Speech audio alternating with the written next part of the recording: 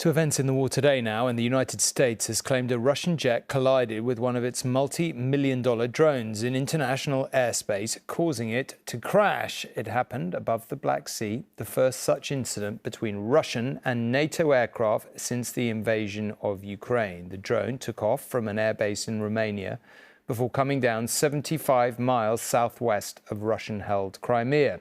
And Robert is in Washington tonight to talk about all this.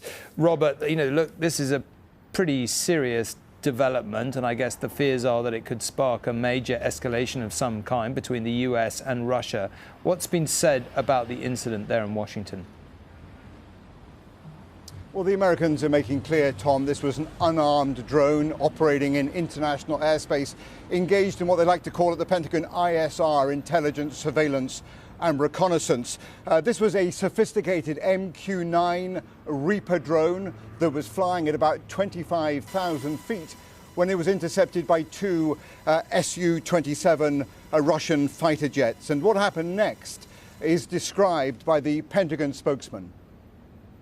One of the Russian Su-27 aircraft struck the propeller of the MQ-9, causing U.S. forces to have to bring the MQ-9 down in international waters.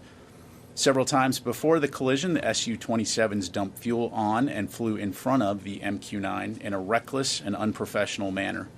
This incident demonstrates a lack of competence in addition to being unsafe and unprofessional.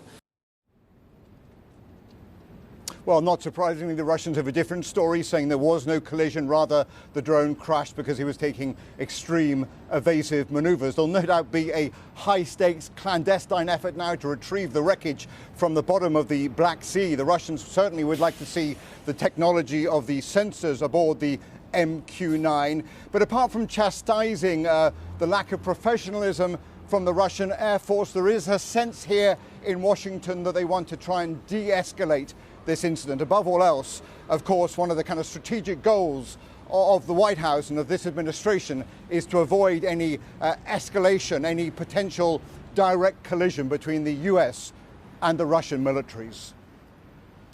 OK, Robert, thank you very much indeed.